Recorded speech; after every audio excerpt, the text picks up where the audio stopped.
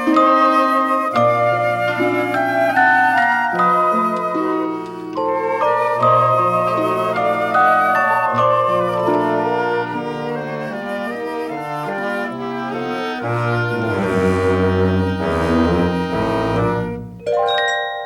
this is B-Dub, and welcome to a new episode of Clearing Out My Head. In this episode, I will talk about a couple of things we celebrated this past week. The first thing that we celebrated is Flag Day. It is a day to honor our nation's flag, which is observed on June 14th. The holiday commemorates the date in 1777 when the United States approved the design for its first national flag. But where did the idea to set aside a day to honor the flag come from? Well, Bernard Sagrand, a Wisconsin schoolteacher in 1885, urged his students to observe June 14th as the flag's birthday. He later wrote an essay published in a Chicago newspaper that urged Americans to proclaim this date as the day to celebrate the flag. In 1888, William T. Kerr of Pennsylvania founded the American Flag Day Association of Western Pennsylvania, an organization to which he dedicated his life. A lesser-known claim is that of George Morris of Connecticut, who is said to have organized the first formal celebration of the day in Hartford in 1861. In 1916, President Woodrow Wilson proclaimed June 14th as the official date for Flag Day, and in 1949, the U.S. Congress permanently established the date as National Flag Day. Although Flag Day is not an official federal holiday, Pennsylvania celebrates the day as a state holiday. Each year, the U.S. President delivers an address that proclaims the week of June 14th as National Flag Week, and all Americans are encouraged to fly U.S. flags during that week. It's funny, growing up, I would put flags along our driveway and sidewalk on Memorial Day, Flag Day, and 4th of July. I must have had about 20 or 30 American flags, but I did it almost every year. And when I moved out of my parents' house, I didn't take them with me. I think part of the reason was that I was moving to an apartment, so I wouldn't be able to display them yet. But I always felt good displaying them. I guess it made me proud at that time. This brings me to the other thing that we're celebrating this past week. This past Sunday, we celebrated Father's Day. Being a father myself, I had a wonderful day.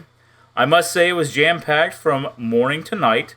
So busy that I had to recover on Monday a bit because of it.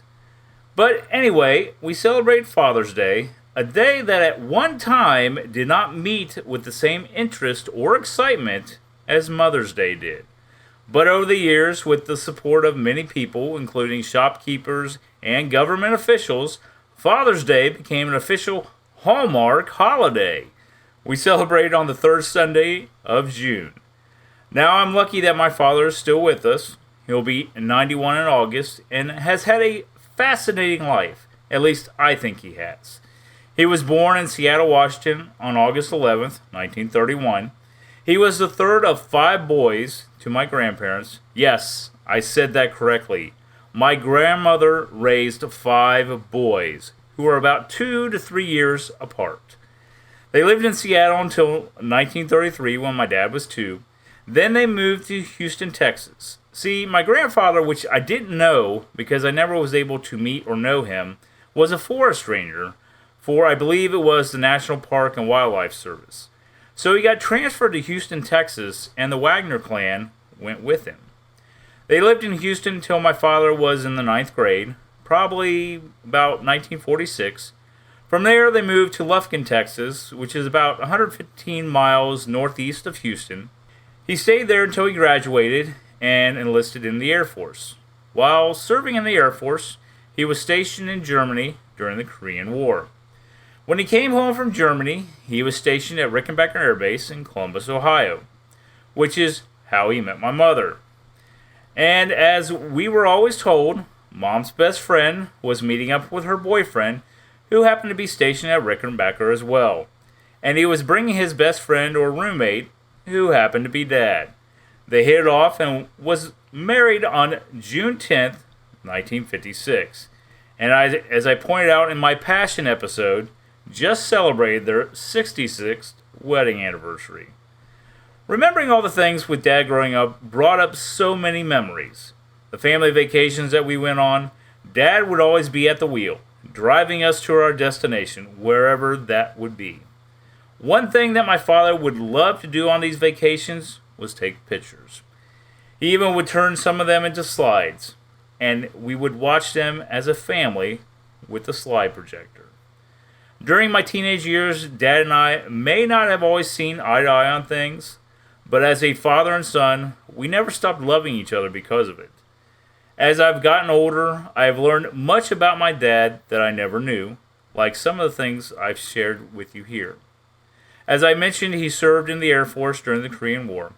Well, in June of 2016, my father was part of Honor Flight. Now, Honor Flight is a non-profit organization dedicated to honoring American veterans from World War II through the Vietnam War, with a trip to Washington, D.C. to visit their service and war memorials. He went on that trip to D.C. and returned at the end of the day to a homecoming at Port Columbus with fanfare, which included a band, people cheering and waving flags, and being welcomed home by his family and friends. Now, I've been a father for over 21 years, and I don't think I have had half of the experiences that my father has had in his lifetime. He has had an incredible life, and I'm glad that I have been a part of it. So, thank you, Dad, for everything you have done, and by the way, I hope you enjoyed the ribs. And to all the fathers or father figures out there, I hope you've had a great Father's Day, and I hope that you realize that you are important in someone's life, even if you may think that you aren't.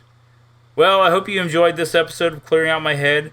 Don't forget you can listen to Clearing Out My Head on Apple Podcasts, Google Podcasts, Spotify, and Stitcher. You can check out my podcast page on Anchor at Clearing Out My Head, where you can listen to past episodes, check out my social media links, or leave me a message. But until next time, this is B-Dub. Thanks for listening, and I hope you will join me next time as I continue with Clearing Out My Head. Hey, Dad. Happy Father's Day, Dad. Happy Father's Day. Happy Father's Day. Who's your daddy? Who's your daddy? Papa was a rolling stone. Papa's got a brand new bed. Come to Papa. Father of mine. Every day I see a little more of my father in me. I'm gonna be like you, Dad. Old man. The old man. In my father's eyes. I just want to wish all the fathers out there a very happy Father's Day.